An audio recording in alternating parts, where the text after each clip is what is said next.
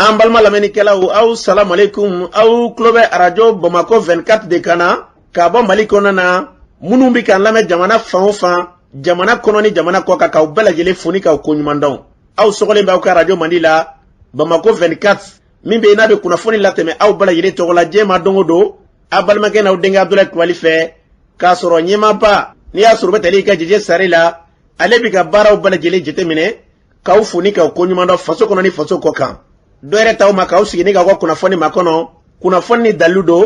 tiɲɛ ni ala ye siran ye kan kunnafoni gɛrɛgɛrɛ anw sigilen filɛ kɛnɛ kan. O de kan ka bɛn bi kunnafoni lasutuma bi ye tarata ye tarata min na bɛnnen bɛ nazarasan kalo 9 na septembre kalo don bi y'o tile 6 ye ka bɛn 2022 san ma farafin kalo min bɛ n'i y'a sɔrɔ n'o bɛ wele ko dumama kɔnɔ an b'a lɔn k'a fɔ bi y'o tile 9 ye jate la san kalo 2nan don hijira san 1444 san don dugawu de bɛ kɛ ala k'a ɲɛ k'a d'an ma. Bakurumba fola bi kunnafoniw filɛ k'aw ladɔn k'a fɔ kɔnɔwarikaw ka surasi minnu minɛnen b'an ka jamana kɔnɔ na kabini juillet kalo kɔnɔ na o 49 maa 3 bilal'o la kunnafoniw ye ɲɛfɔli k'o la an ka jamana ministre ɲɛma Dr Shokal Kokala Mayiga kunnafoniw y'a yira k'a fɔ bi na ko farikolo kɔni k'a kɔni bɛ lafiya la kosɛbɛ kunnafoniw ye ɲɛfɔli k'o la ka taa se yirimajɔkaw fɛ yen plateau la wulikajɔba dɔ kɛra ni ka dɛmɛɲɔgɔnya dɔ ta ka ɲɛsin ye ma kulu min bɛ yen n'i y'a sɔrɔ n'olu bɛ wele ko an b'i kɔ ka se ka wulikajɔba kɛ pɔn dɔ ka se ka fɔnisira baara ta ka ɲɛsin o dilali ma kunnafoni ye ɲɛfɔli k'o la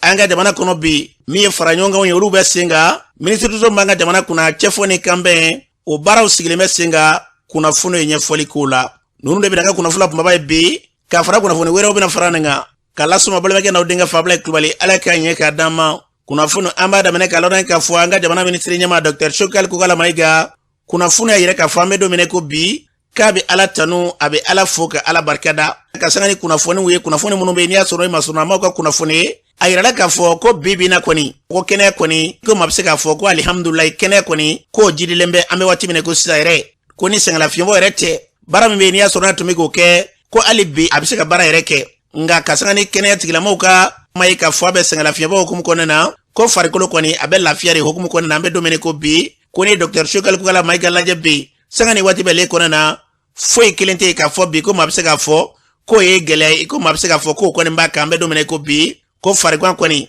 maa bɛ se k'a ka fiɲɛ bɔra hɛrɛ ni badina an bɛ don min ko bi ko sanga ni waati bɛ le kɔnɔ na gafe kalan ani Mali bilama bɛ cogo jumɛn de la a sigilen bɛ ka haminen nin de kuma kɔrɔmɔrɔ tɛ dɔ wɛrɛ bi kununko ni bi kɔni tiɲɛna ka kɛ ko ala bɛ fo ka ala tanu ka ala barikada farigan in kɔni ka dɔn k'a fɔ k'a nɔgɔya kɔni ko maa bɛ se k'a fɔ k'o yɛrɛ banna ka ban an bɛ dugawu kɛ ala k'a kɛ ten n'an bɔra yen a y'an bala k'a fɔ san marabolo kɔnɔ na si kununko tun ye ko in sugu ye olu ye sira tigɛ o sira tigɛ tɛ dɔwɛrɛ dɛ k'a jira k'a fɔ jamana ma ɲɛmaw u bɛ fɛn min fɔ olu ko ye kɔlɔbɛ kɛ ka sira min dilan tiɲɛ na ka kan u ye wele bila ka dɛsɛ sanga ni waati bɛ le kɔnɔ na hali tilema olu ka sira ko a ma nɔgɔ sango ni sɔmiya nana mɔbili de bɛ tɛmɛ yen dugu caman bɛ yen n'i y'a sɔrɔ mara caman bɛ yen duguba caman minnu bɛ kala ɲɔgɔn na ba fila ni ɲɔgɔn cɛ nka u ye wele bila ka dɛsɛ sira ko kɔni ɲɛsen tɛ ka sɔrɔ o la olu yɛrɛ ye kɔlɔbɛ kɛ mini min dilan n'u bɛ se k'u ka taa ni ka segu k'o kan e ka dɔn ni sɔmiya donna gɛlɛya de dan ka tila ka ye o siraw bɛ cɛ mɔbiliw fɛ o de kun ye sira in tigɛ kun ye nka u ka fɔ la ko hali bi u bɛ wele bila jamana maa ɲɛmaw ma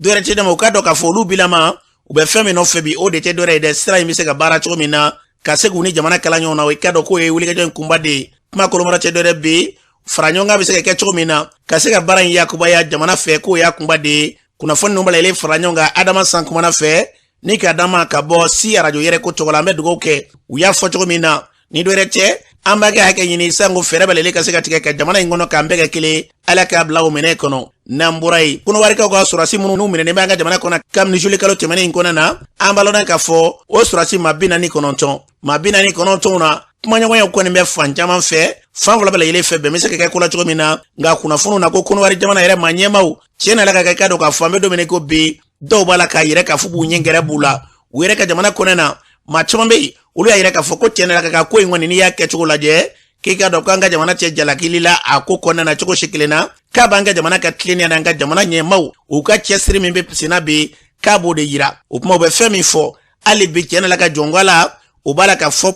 mani kuma yɔrɔ ni yɔrɔ kɛrɛnkɛrɛnnenya kɔnɔwari kɔnɔna na nka kuma kɔrɔmɔrɔ tɛ dɔwɛrɛ bi jamana fila in ka sanga ni wulikajɔba minnu kɛra n'u sera ka bɛn nin ko in kan ka se ka maa ninnu di e ka dɔn o ye maa fanba caman ka hakilila ye an b'a dɔn k'a fɔ kumaɲɔgɔnyaw kɔfɛ n'i y'a sɔrɔ jamana caman bɛ olu ɲɛmaw ka taa se kuma ɲɔgɔnya caman fana sigira sen kan fan fila bala yɛlɛ fɛ an bɛ se k'an tɛgɛ di ɲɔgɔn ma cogo min na ni ka tila ka ko wɛrɛw kɛ ninnu bɛ se ka bila cogo min na o wolikɛjɔw kɛlen kɔfɛ min ka dɔn k'a fɔ an ka jamana maa ɲɛmaw ye muso 3 u y'u bolo bɔ olu kan an b'a la k'a fɔ ka bɔ 49 na ka n'a kɛ maa 46 ye kuma kolomara cɛ dɔ yɛrɛ bi hali bi kuma ɲɔgɔnyaw bɛ sen na bɛn mi kɛ fɛn min kan n'o dakari jamana ninnu na yarabiya la kɛrɛnkɛrɛnnen anw ka jamana ala k'a kɛ ten n'an bɔra ye an b'a la k'a fɔ minisiri so min bɛ an ka jamana kɔnɔ n'o ka baara ɲɛsinnen bɛ cɛfɔ kan bɔ o minisiri so u ye fara ɲɔgɔn dɔw kɛ ka se ka ɲɛfɔli dɔw ka jamanatigiw ka taa se ka dɔn k'a fɔ maraba ɲɛmaw yɛrɛ fɛɛrɛ jumɛn de kan ka tigɛ n'o ye ɲɛta ye o sigafɔ minnu bɛ n'i y'a sɔrɔ olu tɛmɛna minisiri so min bɛ n'i y'a sɔrɔ u ɲɛsinnen bɛ cɛfɔ kan bɔ ma olu kɛ maaba min bɛ yen n'i y'a sɔrɔ n'o bɛ tali kɛ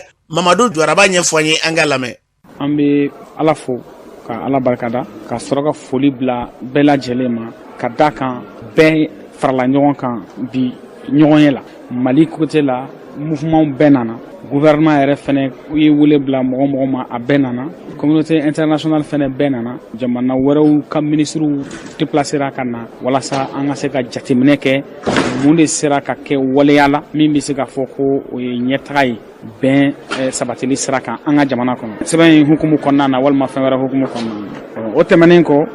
an bɛ se k'a fɔ ko jateminɛ y'a jira k'a fɔ fɔlɔfɔlɔ la ɲɔgɔn ye min kɛra kalo tɛmɛnen no o bɛ wele ko réunion de niveau décisionnel RND donc o ɲɔgɔn ye kɛra sababu ye ka na ni bɛn ye ani hakilina ɲuman ye Mali partiw ni ɲɔgɔn cɛ n'o ye gouvernement ni mouvement ye bi danaya lakuraya la u ni ɲɔgɔn cɛ bɛɛ cɛsirilen don wa bɛɛ sɔnnen don k'a fɔ ko jamana sɛgɛnna ten sa a mako bɛ bɛn na donc hali n'a y'a sɔrɔ fɛn dɔw kan hakilinaw tɛ kelen ye kosɛbɛ danaya bɛ lakuraya ni ɲɔgɔn cɛ walasa kuma ɲɔgɔnya kɔnɔ an ka se ka fɛɛrɛw sɔrɔ a la foli bilala Mali transition ɲɛmaw la k'a sababu kɛ accord signera depuis 2015 nka a waleyali kɛra gɛlɛyaba ye transition kɔnɔna na baara caman kɛra minnu kɛra sababu ye ka danaya lakuraya maaw ni ɲɔgɔn cɛ bon gouvernement ye ŋaniya ɲuman yira a ye fɛɛrɛw tigɛ an bɛ se k'a fɔ bi mouvement bɛ organe de transition kɔnɔna na u bɛ gouvernement kɔnɔ u bɛ CNT kɔnɔ bon o tɛmɛnen kɔ fɛnɛ a dayɛlɛla ka musow ta a la o fɛnɛ kɛra transition ka baara ye o tɛmɛnen kɔ depuis 2015 gouvernement ye proposition kɛrɛnkɛrɛnnen kɛ mun bɛ kɛ sababu ye maramafɛn tabagaw minnu tɛ sɔrɔsi ye mouvement tɔgɔ la olu ka se ka bɔ population ni ɲɔgɔn cɛ n'u ka maramafɛnw ye u ka don baaradaw la minnu bɛ se ka kɛ sababu ye ka fitinɛ in dɔgɔya ani ka tiɲɛni barika dɔgɔya jamana kɔnɔ. An b'a lɔn k'a fɔ nin tun ye Jwari ka ɲɛ a fɔra cogo min na yarabi ala jamana in ala k'a basigi n'an bɔra ye Haut Conseil islamique du Mali olu y'a yɛrɛ k'a fɔ ni ala sɔnna ma jamana tan bonyanko ka fara Mali kan o jamanaw bɛna ɲɔgɔn ye alisalamaw ka lajɛrɛba min bɛ yen n'a bɛna kɛ kalo min n'an fila kɔnɔ na o tile 21 Mali kɔnɔ la ka taa sa tile 23 ma kɛ kɔnw ɲɛ baara in yɛrɛ bɛna kɛ mun de kama Haut Conseil islamique du Mali maa ɲɛma Seri Usman Mara Naidara ale b'a ɲɛfɔ an ye an ka lamɛn. An bɛ wele bila Mali cɛ n'a muso bɛɛ ma nin dabɔra min kama aw minnu ye sigiɲɔgɔn ye ala ka dugukolo kan silamɛya sira kan an bɛ se ka ɲɔgɔn dɔn ka don ɲɔgɔn na ka fara kan tuguni an bɛ se ka mun kɛ silamɛya bɛ se ka kɛ bɛn diinɛ ni sabati diinɛ ni kelenya ye cogo di an ka sigiyɔrɔw la tari mɔgɔw na damu ni silamɛya ye u kana siran silamɛya ye o kɔnɔna na fana an bɛna jateminɛ minnu ka makalo ye tile sadiro minnu ka kalo ye bɔfan gɛlɛnw ye komi ala ye dugukolo da ka bon a bɛ boli ale ala ka se kɔnɔ a ka da ye cogo min na dɔw ka kalo ye yɔrɔ ni dɔw ka kalo ye yɔrɔ tɛ kelen ye dɔw waatiw la mana minnu ka kalo ye yɔrɔ ye kelen ye an'u ka seliw ni sunkalow kan ka kɛ ɲɔgɔn fɛ sigi cogo kama an ka jɛ ka kuma silamɛ bɛɛ bi fa la silamɛ bɛɛ bi ba la an ka dɔn ni kalo yera jamana kelen na minnu ka kalo ye yɔrɔ ye kelen ye o kɔrɔ ya yera jamana bɛɛ de la an bɛna sigi ka o kumaw falen ani silamɛ yɛrɛw bɛ se ka balo bonya kɔnɔ cogo min na ka sɔrɔ mɔgɔ masiriw ye komi bi cogo min na ani gɛlɛya minnu tɛmɛna dɔw fɛ yen u sera k'a kunbɛn cogo di an yɛrɛ kan k'an ta kunbɛn cogo di labɛn min bɛ o conseil bolo min ni nin y'a siɲɛ fɔlɔ ye o conseil islamique tɔgɔ la Mali kɔnɔ yan ko nin baaraba ye bolodalen don bon o baara ye bolodalen don a tɛ o conseil kelen bolo n'a fɔra o conseil du Mali o ye Mali bɛɛ de hali ni bɛɛ tɔgɔ sɛbɛnnen tɛ o conseil la maa o maa ŋaniya ka ɲi hali ni tɛ silamɛ ye o conseil dɔ di mun an bɛ wele de da bɛɛ ye hakili ɲuman bɛ minnu na minnu hakilila ye ɲumanya ni jamana sabatili ni jamana ka basigi ye an mago b'a bɛɛ ka ladilikanw na se ka kɛ lɛtiriw ye ka ci an ma yanni waati in cɛ olu hakilila ye an ka mun fara kan olu hakilila ye a ka taa sira jumɛn fɛ an b'o wele da maliyɛn hakili ɲuman tigi bɛɛ ye minnu bɛ Mali kɔnɔ ani minnu bɛ Mali kɔ kan bon jamana 10 ni ala sɔnna o de bɛna Mali kɔnɔ jamana 10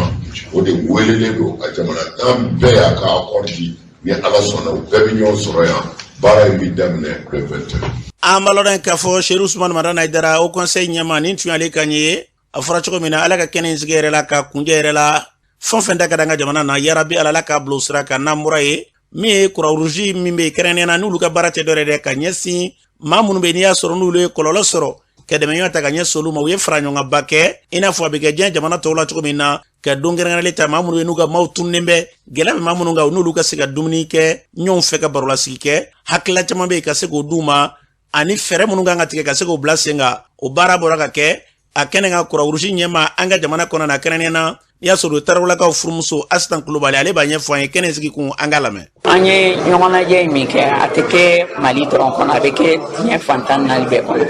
Don kelen kɛrɛnkɛrɛnnen don ka bila a kama don kelen kɛrɛnkɛrɛnnen don ka bila a kama o ye kalo min sara o tile 30 bon anw y'an ta kɛ bi parce que baara dɔ wɛrɛw tun b'an bolo ka kɛ o de la an y'an ta kɛ bi laɲini kɛrɛnkɛrɛnnen min bɛ dumuni ko in na dumuni yɛrɛ ja tɛ mais an y'a kɛ pour que an k'a yir'u la k'a fɔ an n'olu bɛ ɲɔgɔn fɛ an b'u dɛmɛ u ka dimi o y'an ka dimi ye u ka hɛrɛ fana o y'an ta ye an b'a dɔn dimi b'u kan bi parce que u somɔgɔw tununnen don u t'a dɔn u bɛ yɔrɔ min na o kimi n'o dusukasi an ko k'an bɛna an bɛ fara u kan an n'u bɛ jɛ an bɛna dumuni kɛ pour que wagati min kɔnɔ u ka dusukasi ka se ka tɛmɛ u kan an n'u ka se ka baro kɛ fana k'u bɛ se ka ɲɛ cogoya min na an bɛ se k'u dɛmɛ cogoya min na kumakan mun bɛ ne bolo ka s'u ma minnu sera k'u somɔgɔw ye u nana ka na barika da kɛ Croix-Rouge o diyara an ye kosɛbɛ o fana sen fɛ o bɛ se ka kɛ sababu ye dɔw minnu fana taw ma se ka ye a bɛ se ka kɛ sababu ye espoir bɛ d'u ma k'a fɔ n'i y'a ye ninnu ta yira peut-être an fana taw bɛ se ka ye donc o nisɔndiyani kɔni o diyara anw yɛrɛ ye et je crois que minnu taw ma ye fana a diyar'u fana ye halisa an b'a di ala ma an bɛ jɛ ka baara kɛ ka ɲinini kɛ bɛɛ ka se k'u taw di ka se ka kunnafoni sɔrɔ ka d'u ma. an bɛ dugawu kɛ yarabi la fɔra cogo min na Asitan fɛ ala ka kɛ ten kɛnɛ in kan min ka dɔn ka fɔ maa dɔw bɛ kɛrɛnkɛrɛnnen na maa minnu bɛ n'i y'a sɔrɔ u yɛrɛ dɔw ka maa tun na o musolaka dɔ b'a ka sira di madame Pangele Aminata Konate an ka lamɛn. Pangele Aminata Konate n ka denw de tununa na o de kamanagan kɛra na n nana yan nɔ an taara Sekumaru fɛ an taara Croix-Rouge la ka taa u ka denw ɲini ka di yan parce que den ninnu tununa a ka ca san 3 ye o kabini ne furula cɛ min ma ne furula ma kɛ Marina arabu nana san min na ka na gidɔrɔn da ka bɔ san ka taa Kucala ne dira ma o san o kuma arabu baara bannen a taara Kodowari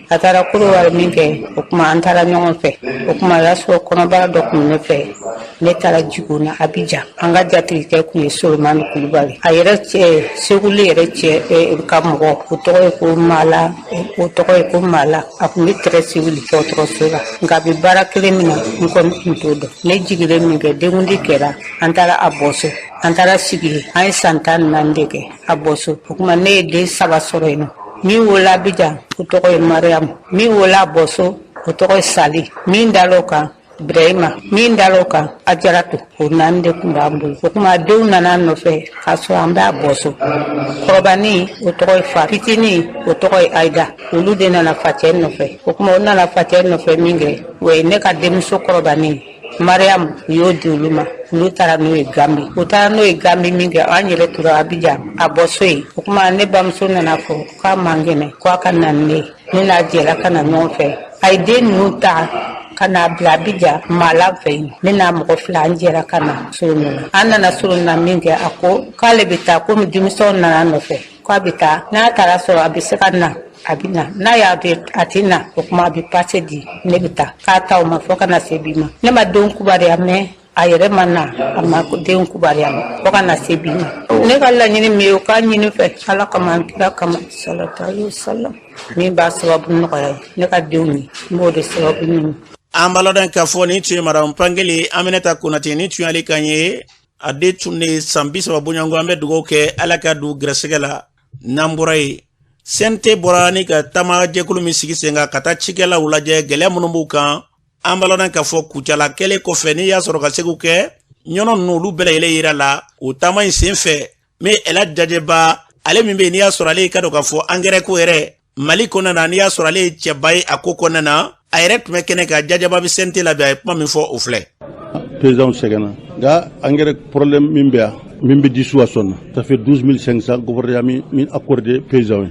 à peu près 9400 tonnes donc 9400 tonnes ni alaji office de Niger hectare boro fila donc nonte hectare boro woro de cigalaw kanga boro nanisa subvention boro fila ça fait oye boro woro de bonaki la bi a gele yoro mi a daminana amake marché dira munuma utikake uti engrais do bi seka seria do be hali engrais to kutado magasan tubolo foy tubolo hal ni commerce do uka barate donc marché diru mu sekake anana gele chama ale yake ne mi jole file ne sambur la gitir président bon nana ya nyasoro mankan chama mbe a nya tonjige sam office sal kono a nya ni ne odo cikalaw yere murtira ko est ce que jamana nyama ko be ni do ne ko jamana nyama ko tado parce que ni alla je jamana nyama ko ya min di na umma dali hanyo ko nake ka koro 15 milliards tumbiti ni nan 17 milliards di office doro ya min sorala 4 milliards 25 millions donc ni engrais gelate boro woro suwason tumbe soro nga benna boro fila ni alla je suwason wa segani kema duru ado o fembade nga umma soro atan odia gelaya kera ala yake anya lettre sebe anya ji jamana kuntigima semaine temne ministère nana ayaye anya rion ke office la anya programme ke odo aya nyini ngane be seka munde ke ne ko na kada 9500 tonnes na ordre di 600 ama dil damen nga ayira aya soro dotun dira dom ya 3400 tonnes di 3 millions 400 tonnes uya di adamina na juma temene na kila awere ya jamaye donc bara gelera ko sobe dongodo ambe lishita ni mo hakimin fenkera ambo libéré awere ya camion jolé bon bi engrais mimbe 9000 tonnes surtout 3400 tonnes contrat min dira fana peut-être a toye kalo filade nga ne be sega lawru min dawma cigala office yaayira peut-être yanni kalo tile temps ni mogoma ire sura bina ni gele ay nga ne be sega mi fo yanni peut-être yanni tile duru tile woro fo na soro war tibolo ni war bi bolo kosom bi bolo ni nana ba soro war ni nana sugu pir la fana iba engrais sura non engrais chabe be ire be DAP 1846 be 1626 be yara be bebe vraiment ne gon mi fi bi problème wara tala ambennaka ambe libération damino yani le 5 iba soro pe aka engrais soro parce que be sega mi fo bi abe sega vérifier engrais fengo fi bi mena abe teme douane de fait et intention be edawal bi engrais mi yere balakana ton ba mu gani ko abalakana tout de suite peut-être a bebe dessiné ni amogo mogo engrais bi na sera sigaso ni mogo ba le mi abe dessiné kata ngabi marché ko min dira 3400 tonnes pour office du Niger be laalu ko ndumu beka hakil sigi communauté nya ordurdi ou ka be sarwi a sarwi chocolat amalodan ka foni tuye ela jajeba kanye afura chogo mina engrais ko koni chene la ka jamana in kona na kunu ni bi na soro kwa ko be nunga boloka chigela uba don akosuma ya fratile kan ani numinya unkala makola nga akera sugube nyine kadi moma chikala ureti munu do were mai nga bagoro ni moka ko ka fusani fende borola ide otuma alembe sente ko na nutara ni keneka machombe munu yere nyine nga kofe jamana kala ka wuliga jawke kwa ko be sin fesita me dugo ke afura chogo mina ala ka bla saba mene kono nambura yi me ka do ka fo Mamadou Traoré ka bokai bi anga jamana kunungo na bi munde be bi mamunu bi ka fo ani baraj me de be singa angalame ne boloni jamana be avancer bi bimbe ka kebe o de kanga fo munyo o de kanga fo monyo o de kanga fo mo kele bole fanga na ali bi ko togo de be mo da ya do da ya moda o te jamana ko yo mo ko di ka soro mo bo place la bi abe ka fo kango jigu deme ni fanga deme ni bi jamana bono ya nangu ya nyeso ma te ka fanga ku di cheki jango ka te yue ka tam me akera de nini fanga foranya nga fanga la bi ma ye chesiri ko wuli ka jo no tigi be no jamana bina ka adamina ate de tana kana se ibe ka tam ma wuli ke anti fanga de deme famba sengoro make o be jamana bina o be kan ata kasola o ki teme ka boy ay mo uta aka sego mu aba keni togo yini ne wa ubi aba kena re dusukuna hine de maliye kan ni ne analyse ka mo tani ni no tigi ma se ka jamana wuli ka jo o farala alala me nanye mo ta ko wari ba ko ubi aka da nye ga tegere fa kute ni jamana wuli ka jo fana farale no alala me na ma si anyere no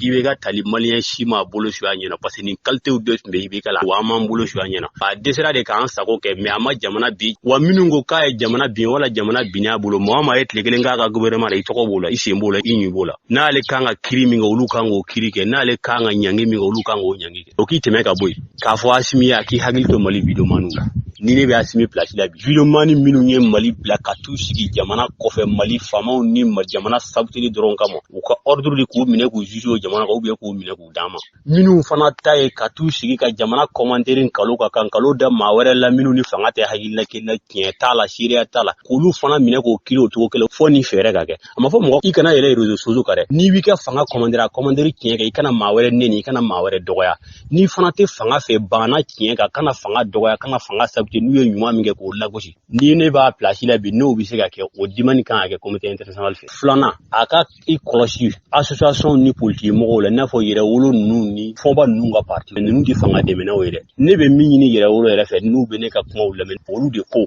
olu de ye tiɲɛ tigi ye olu ye Modibo Keyita tiɲɛ tabaw ye olu de ni parti politique tɔw tɛ kelen ye tɔw ye jamana janfɔlaw ye tɔw ye jamana cilaw ye tɔw ye dunkojugu olu de tilennen don mais olu ka tileniya f'olu kana ni exemple dɔ ye parti politique ma deli ka min kɛ association ma deli ka min kɛ o exemple ye mun ye anw ka yɛrɛwolo parti a fonctionnement bɛ ta an bɛ wari sɔrɔ ta nin de y'an taabolo ye an ye dugu joli dɛmɛ o ye pompe kɔlɔn sɔrɔ an ye dugu joli dɛmɛ o ye forage sɔrɔ an ye dugu joli dɛmɛ o ye misiri sɔrɔ an ye dugu joli dɛmɛ o ye sescom sɔrɔ an ye dugu joli dɛmɛ o ye hôpital sɔrɔ nin de ye exemple ɲuman ye n'aw bɛ se ka fɛn ɲɛ jamana ye nin fɛn fitinin ninnu kan ka y'aw ka exemple la fɔlɔ u k'o détail kɛ an b'a dɔn olu ni tɔw tɛ kelen ye n'u yɛrɛ bɛ k'u yɛrɛ bila tɔw ɲɛ n'u da ye donc kan k'u bila tɔw ɲɛ ni kɛwale ye ne bɛ yɛrɛwolo ka baara min dɔn o ye de ka mɔgɔw labɔ ka marche a kɛra ka kɛ fanga contre la sa a kɛra ka fanga soutenir ne b'u ka baara min dɔn o ye marche ye o kɔni ye Mali bɛɛ da o la o tɛ jamana jɔ ye n bɛ se k'a fɔ o ye yɛrɛ jira ye kelen bɛɛ le cerveau a k'a fɔ M5 mɔgɔ minnu sara ani minnu bananen don tiɲɛ yɛrɛ la yɛrɛwolo ye wulikajɔ kɛ olu k'u ka hakɛ sɔrɔ fɔlɔ à 100% wa yanni yɛrɛwolo ka kɛlɛ wɛrɛ boloda nin de y'a ka kɛlɛ fɔlɔ ye an y'a mɛn k'a jɛn'a ka sara kɔ k'a b'a di dɔw ma an y'o kuma mɛn n'o ye tiɲɛ an b'a fɔ o la Ala k'a sara o la mais o kɔfɛ a y'u dɛmɛ suw k'u ka hakɛ sɔrɔ wa o de ye yɛrɛwolo ka kɛlɛ fɔlɔ ye bɛɛ le cerveau a bɛ bila mɔgɔ minnu ɲɛ ka t'u ka hajuw ɲɛnabɔ o ko tɛ o tɛ yɛrɛwolo ka baara ye parce que CNT la o poste de dilen don a ma aw fana ka b'o propagande kɔnɔ n'aw b'a fɛ exemple ka don a ni cɛw cɛ mais n'aw ka ɲuman kɛra kuma de ye ten mɔgɔ critique ye ten mɔgɔ sabute ye ten ale yɛrɛ ka kuma dɔ bɛ yen ko a ma tila wara bile kun dili la ko gɔ ko k'a nunkɔrɔ sidi donc ni M5 mɔgɔ blesséw ni mɔgɔ salenw ka hakɛ ma sɔrɔ a gɔ kun ma ban di la dɛ donc a ka kɛlɛ wɛrɛ to yen ka mɔgɔw bɔ ko misima ka taa bɛɛ le cerveau n'a ka bɛ mɔgɔw labɔ d'u ma ale yɛrɛ ti bɔ an b'a lɔn k'a fɔ nin tun ye Kayi Mamadu Tarawele nin tun y'ale kan ye a fɔra cogo min na min bɛ yen n'o ka ɲi an da ka so ma min fana bɛ yen n'o man ɲi an k'o fɔ o kana kɛ i ka dɔn k'a fɔ gɛlɛya ye fɛɛrɛ fɛn o fɛn bɛ yen n'o kan ka tigɛ ka ɲɛsin ɲɛta ma an b'a lɔn k'a fɔ an ka jɛ k'o boloda n'an bɔra yen an b'a lɔn k'a fɔ dɔgɔ furancɛ kelen o bɛna sigi sen kan kalo min n'an fila kɔnɔna na ka daminɛ o tile 15 la ni Ala sɔnna ma ka taa se fo tile 21 yɔrɔw ma an b'a lɔn k'a fɔ o tɛ dɔ wɛrɛ ye dɛ ka fɛɛrɛ bɛɛ lajɛlen tigɛ dɔgɔ furancɛ kelen min n'o tɛ dɔ wɛrɛ ye ka se ka fɛɛrɛ bɛɛ lajɛlen ka sigi ka fɔ dɔgɔ fiyancɛba u bɛna sigi an ka jamana kɔnɔ na minisiriso min n'o ka baara ɲɛsinnen bɛ cɛfarin ni kanbɛ ma olu ka cɛman bɛ yen n'i y'a sɔrɔ bɛ tali kɛ Sidi Kamara ale b'a ɲɛfɔ an ye an ka lamɛn bɛɛ dun b'a dɔn jamana ka taa ɲɛ a bɛ bɔ mun na jamanadenw bɛɛ ka jɛ ka ɲɛsin ka yɔrɔ kelen filɛ k'i ɲɛsin fɛn kelen ma o de bɛ jamana ka taa ɲɛ sabati a tɛ se ka kɛ ko ɲɔgɔn sɔsɔ t'a la dɛ mais fondamentalement a fanba an bɛɛ ka a lajɛ an ŋaniya ka kɛ kelen ye mais n'i y'a lajɛ ka bɔ 2012 la ka na sisan na juguyara dɔɔni o fɔ ɲɔgɔn kɔ juguyara dɔɔni tun bɛ kɔrɔyan fan fɛ ka na fo jamana cɛmancɛ la sisan kɛni a bɛ jamana banbuyanfanw ni hara tilebiyanfan fɛ donc o kɛlen jamana ɲɛmɔgɔbaw y'a lajɛ ka ministère dɔw bila sen kan min bɛ jamanadenw min bɛ baara kɛ ka jamanadenw ŋaniya gɛrɛ ɲɔgɔn na k'a kɛ kelen ye ka jɛ ka don da kelen fɛ ka bɔ da kelen fɛ bɛɛ k'i ŋaniya kɛ jamana baara ye o kɛlen sariya sun dɔ taara minisiri y'a fɔ sisan ko loi d'entente nationale min y'a yira k'a fɔ an bɛna dɔgɔkun kelen kɛrɛnkɛrɛn min bɛ kɛ an b'a fɔ min ma ko semaine de la réconciliation nationale o semaine kɔnɔ an bɛ baara kɛ pour que jamanadenw ka kunnafoni fɔ ɲɔgɔn kɔw la an ka kan ka sira minnu ta k'o fana ɲɛ yira ɲɔgɔn na an kan an ŋaniyaw kɛ kelen ye an ka ɲɔgɔn sen bila ka ɲɔgɔn tɛgɛ minɛ o de ye nin ye bon o kɛlen minisiri fana ye sariya ta an b'a fɔ a ma ko arrêté ka parce que o sariya de y'a fɔ ko minisiri de kan ka o sariya o sariya ta ka wagati dɔ fɔ min o dɔgɔkun kelen bɛ kɛ min kɔnɔ donc o sariya de taara k'a dɔn k'a fɔ a ka kan ka kɛ tile 15 septembre kalo tile 15 ka taa bila 21 na ayiwa donc o mana kɛ donc baara de daminɛlen y'o ye an bɛ septembre la déjà a seginna ka fɛn sigi sen kan min ye commission d'organisation ye o tɛ fɛn wɛrɛ ye cɛw ni musow minnu bɛ na i sigi ka baara kɛ k'o baara waleya donc ala y'o kɛ o ɲɛmɔgɔ ye ne ye secrétaire général du département. an b'a lɔn k'a fɔ a fɔra cogo min na kamara fɛ kɛnɛ min na sigi ala ka kɛnɛ kɛ kɛnɛ min na bɛ jamana in basigi lafiya ani k'a bila o minɛ kɔnɔ n'an bɔra ye min ka dɔn k'a fɔ kasobo kɔlɔsilijabaw olu ka lafatali kolo olu tun bɛ kunnafonilaw ɲɛkɔrɔ ka ɲɛfɔli kɛ ni min kɛra k'o ka fɔ min yɛrɛ ma kɛ ka se ka u laɲini kɛ u ɲɛma ye ma min o bɛ tali kɛ letna dawuda kunati ale b'a ɲɛfɔ an ye an ka lamɛn. an bɛ sigi ka fɔ min na bi depuis an farala ɲɔgɔn kan ka kɛ synergie ye an y'an ka laɲiniw tila k'a kɛ sigiyɔrɔma 2 ye a sigiyɔrɔma fɔlɔ o ye jumɛn ye an ko an k'a kɛ sarako bunangu ye n'an b'a fɔ ma ko l'amélioration des conditions de vie o bɛ ta sarako bunangu la n'o ye prime ni indemnité ye o kɔnɔna salon kɔni an y'o kɛlɛ wuli ka jɔ an bɛ Mali autorité de la transition fo o la u ye min k'o la salon donc an k'an k'o bonyamada parce que o fana ye hɔrɔnya dɔ ye ni mɔgɔ ye ɲuman kɛ i kan k'a fɔ n'i ye laɲini kɛ mɔgɔ fɛ n'a y'a seko kɛ i kan k'o fɔ donc an b'o o bonyamasegin kɛ k'o foli lase autorité de la transition ma ka taa président de la transition ma ka taa bila a n'a ka gouvernement mɔgɔ bɛɛ lajɛlen na donc ɲinan kɛlɛbolo o wulilen da ka jɔ ka da jamana lahala kan donc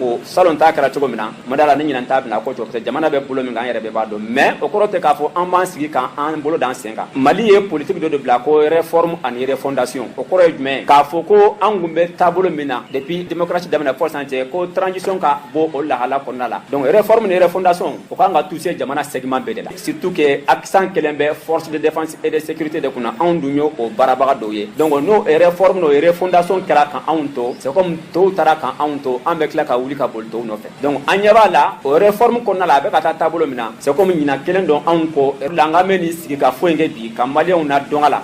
surveillant de prison bɛ réforme apprécier cogo min na an n'an b'an yɛrɛ y'a kɔnɔ cogo min na k'o fɔ maliyɛnw ye yanni wulikajɔ o ka daminɛ o kɛra se faamaw ma ni minnu t'a kalama o ka bɔ a kalama k'a fɔ réforme bɛ ka taabolo min kan anw surveillant bɛ k'an yɛrɛ y'a kɔnɔ cogo di an bɛ bi ka barosigi kɛ ni presse ye presse fana ye jamana sinsinbere dɔ de ye démocratie sinsinbere dɔ de don aw bɛ se k'an kumakan na se yɔrɔ la an yɛrɛ tɛ se ka se yɔrɔ min na donc maliyɛnw ka kunnafoni la o y'anw surveillant ka taabolo ye n'an bɛ diɲɛ fɛn o fɛn kɛ fɔlɔ an bɛ maliyɛnw labɔ a kalama donc ni an wulila don min na maliyɛnw b'a dɔn k'a fɔ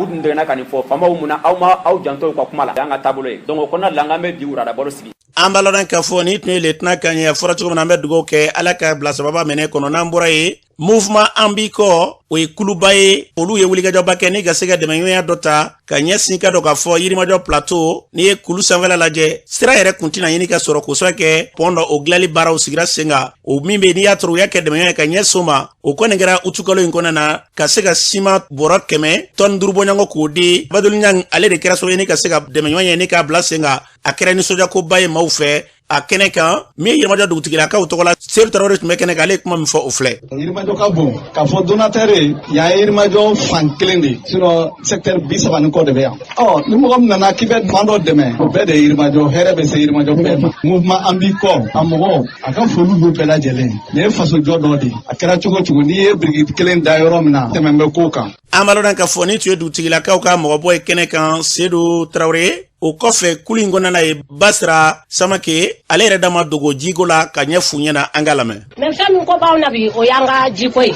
jiko de b'an na an b'o gɛlɛya de kɔnɔ n'an sɔrɔ k'o sɔrɔ an bɛ dugawu kɛ ala ka jamana ɲɛmajɔ. mɛrilakaw cogo la yirimajɔkaw ka mɛri bɛ yen n'o ye Adama Jara mɛrilakaw dama dogo nin dɛmɛɲɔgɔnya in na an ka Adama Jara lamɛn. hakilina min bɛ nin na o ye nisɔndiyaba de ye ŋɔni kun b'an sen na u na ŋɔni b'an sen na parce que pɔn in a jɔra yɔrɔ min na yɔrɔ in a tɛmɛni kun ye timinadiya de ye a tɛmɛni kun ye débouruli de ye n'a fɔra mɔgɔ nan'i dɛmɛ ka na pɔn dɔ jɔ min bɛ tɛmɛni nɔgɔya mɔgɔw ma vraiment i kan ka foli ka se o tigi ma. an b'a lɔn k'a fɔ ni tun ye mɛri kan ye Alu Tangara ale yɛrɛ min bɔra ni ka ko bɛɛ lajɛlen sigi sen kan mouvement in n'a ɲɛma ye ale ye yirimajɔ ale yɛrɛ bɔra ka kuma min fɔ a sen fɛ Alu Tangara a ma kɛ nisɔndiya dogo an ka Alu Tangara lamɛn. an ka sira filɛ nin ye an ye sira bilali daminɛ an bɛ kɛ pɔ jɔ mais an ye pɔ pied kɛ mais fanga t'an na k'a bili quoi bon a dun sera cɛnni ka kuma mɔgɔ ka ban quoi n ko n'a sɔrɔ a bɛ se k'an dɛmɛ kɛ pɔn dilan donc an mago bɛ baara de la fɔlɔ a kana an ka baara kɛ n'i ye pɔn dilan mɔgɔ fɛn bɛ yan sanfɛ i bɛ tɛmɛ sira de fɛ ka t'i ka so ni ji ye sira tigɛ ɲɛ i tɛ se ka t'i ka so ko n tɛ mission ye min ye o de ye pɔn dilanli o de ye sira dilanli ye n ka se k'an dɛmɛ o la u y'o waleya bi quoi n'o ye ka na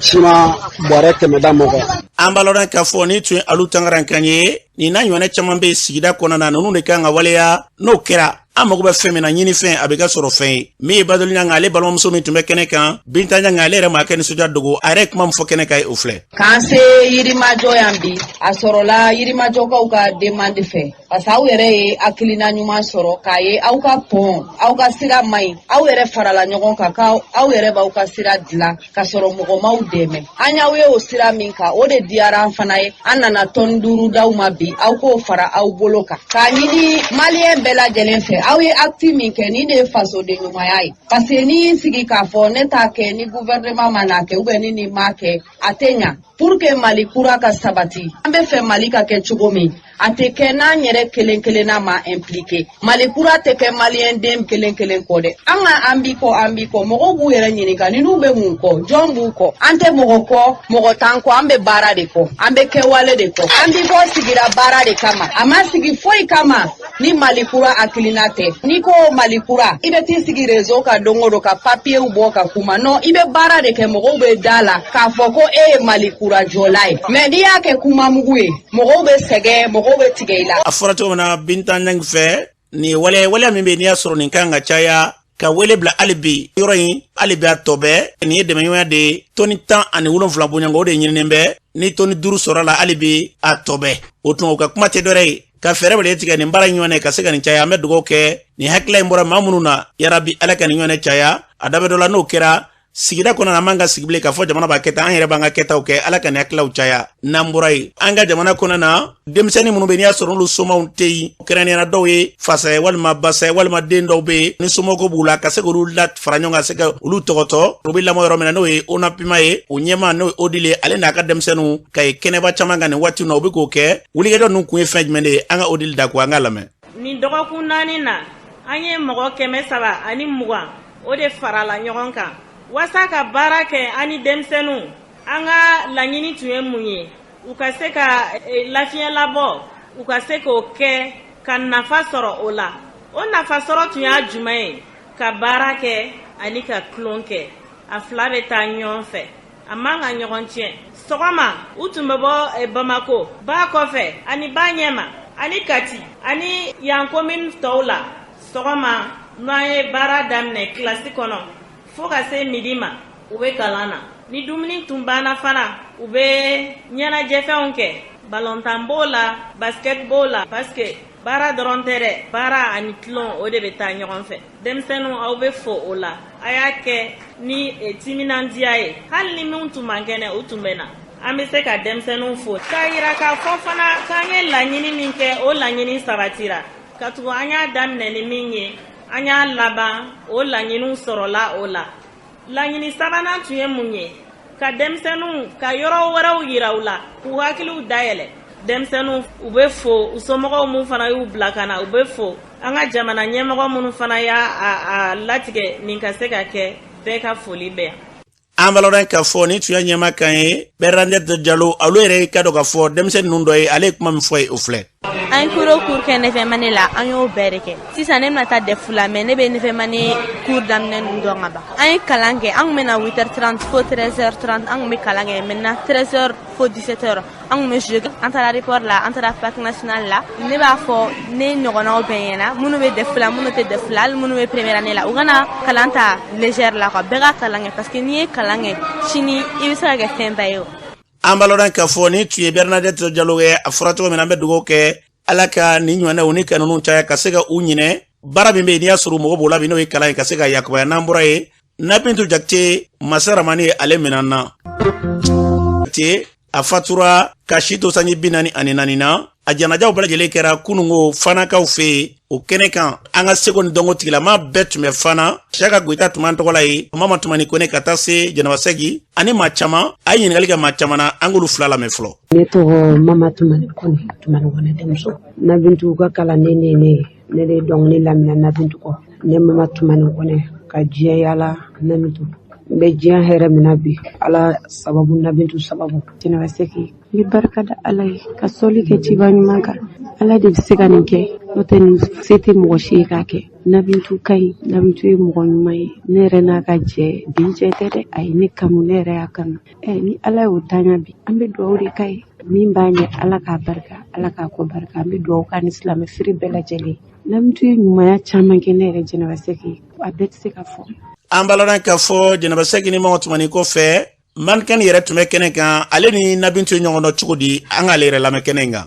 An bɛ tiɲɛ de ka kɛnɛ kan yan, an bɛ kow laban kɛnɛ de kan yan, an bɛ saya kɛnɛ kan. Ala mana fɛn fɛn kɛ o de kan ɲi. Nabintu Jakite aw b'a dɔn tuma min na ne ni Nabintu ye ɲɔgɔn dɔn o y'a sɔrɔ Ala kun ma ne garisɛgɛ baara la mais n kun bɛ stage la waati min na n bayi Bokar Jara bolokɔrɔ a ka top fɔlɔ ne de y'a voix kɛ o y'a sɔrɔ u y'a invité Beauregard la o lundi a nana n bayi fɛ a ko n bayi jɔn de ye ne ka publicité voix kɛ n bayi ko a ma ko n ka petini dɔ a filɛ nin ye mannequin depuis o don n'a ye ɲɔgɔn minɛ Nabintu de kun bɛ ne ka so sara n ka cɛ gana so filanan kɛra Fantani Ture ne teriw bɛɛ taara u fila bɛɛ taara bi n bɛ Ala barikada o ye koba ye donc ne ni Nabintu kanu de donna ni ɲɔgɔn cɛ o kanu tɛ se ka fara nka ne nana mun de fɔ a ye bi n nana fɔ a ɲɛna ko na i da i ka maa kɔnɔ n fana bɛ nali mais maa si tɛ i da yɔrɔ dɔn dɛ an kun ma deli k'a bila an kunna ko Nabintu da yɔrɔ kun ye fana ye dɛ nka n bɛ mun fɔ fanakaw ye bi an ye Nabintu kalifa u la fana kɛra da yɔrɔ ye an bɛ Nabintu Jakite kalifa u la. An b'a lɔn ka fɔ ni tun ye mannequin kan ye Umu Sangare min bɛ n'i y'a sɔrɔ ni o ye a karamɔgɔ ye maa caman b'a filɛ ten Umu Sangare ale bɛnkɛ den de don Umu Sangare yɛrɛ ɲininkara kɛnɛ kan a ye min fɔ Nabintu ko la o filɛ. Alhamdulillah an b'a Ala fo ka barikada an b'a Ala ka hɛrɛ kɛnɛ kan Nabintu karamɔgɔ tɛ ne a kɔrɔmuso de ye ne a cousine direct de ye ne ne ba dɔgɔkɛ fa kelen den de don n ba taara ta ka na di a denmisɛnnin ma a bɛ yɔrɔ min na yen kun ka gɛlɛn a ma dɔɔni a ko a dɔgɔkɛ den tɛ se ka to maɲumako la taara a dɔgɔkɛ den ta ka na di ne ma a ko tugu i kɔrɔmuso kɔ i tɛ se dɔnkilida la i ka dɔgɔn fɔlɔ mais i b'a ka sakininw n'a ka fɛnw ta o ka fisa i bɛ yɔrɔ min yen ka gɛlɛn n t'a fɛ mun ta ka den kelen ka sɛgɛn denmusonin kelen ka sɛgɛn o la n y'a lamɔ hakili la n fana bɛ se min na o ye dɔnkilida ye n y'a dege o de la alhamdulilayi a sera o la fo wagati min na a ka se yɛrɛ ta ma bi bɛɛ ka so don dɔ la bi ye alhamdulilayi ye parce que kunu ne ni n badenmuso tilenna ka baro plus de 16 heures passées fana yan ne nana ya kunu n t'a dɔn ko bi su don sinji ye tiɲɛ ye ala ma sɔn ka haramu don an cɛ nka n tɛ bɔ yan ni ma a cɛ fu parce que a ye furu cɛ ɲuman de sɔrɔ k'a ta ka a gɛrɛ balima bɛɛ la an b'a furu cɛ ɲuman fo cɛ taara an nɔfɛ kunu an nana o ye ala tanu de jɔn bɛɛ n'i dakan de don n bɛ duwawu de kɛ sisan ala ka dayɔrɔ ɲuman d'a ma ala ka fara alisilamɛ su kan a tɛnɛmuso banna o kalo kelen de ye bi Nabintu y'o kalo kelen de kunbɛn alhamdulilayi nin bɛɛ ye ala ka hɛrɛ de ye an bɛ ala fo don o don ala ka fara silamɛ su kan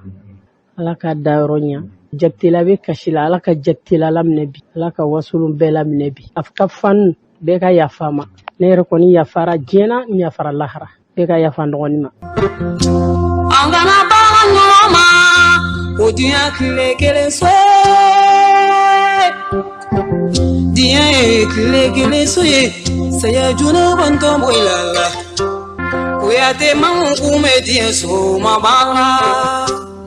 an bɛ dugawu kɛ Nabintu taara kunungo ka taa da dayɔrɔ laban na seko ni dɔnko maaba caman Mali kɔnɔ na minnu tun bɛ fana ka si to sanji 40 ani sanji na an bɛ dugawu kɛ ala ka barabara nɔgɔya ye ka koto nɔgɔya yɛrɛ ye n'an bɔra ye an bɛ taa jamana kɔ kan sira siribe mun bɛ bolo karamɔgɔ Aseni ka yamaruya ye an bɛ taga Afghanistan kunu banbagaciw ye wuliga dɔ ta ni ka ɲɛsin Afghanistan kaw ma kɛrɛnkɛrɛnnenya na Irusikaw ka lasigiso min bɛ Afghanistan banbagaci maa kelen ale ye mugu pɛtɔ ta dɔ don a yɛrɛ la ni ka i kunsi ni yɔrɔ masina ma nka finitigilakaw ka wulikajɔ senfɛ o sera ka dankari kɛ ni maa kelen nin na nka siran kɛra min ye tamataga k'o dan mugu pɛrɛnta in ale pɛrɛnna ni maa 8 ni olu bɔnɛla o nin na ni maa 8 na a yirala k'a fɔ ko Irusikaw ka maa 2 olu kun b'a la ni ka tila ka mɔgɔ 15 ni ka olu jogin wulikajɔw bi sen na Afghanistan kaw fɛ yen nɔ n'an bɔra yen an bɛ taga Nigeria dugu min bɛ ni o ye Borno ni ale bɛ Nigeria bani yanfan ani kɔrɔn yanfan fɛla la jumadon septembre kalo tile 2 fajiri jiginnen kɔfɛ Boko Haram ye wulikajɔ ta ni ka u ɲɛsin misiri dɔ ma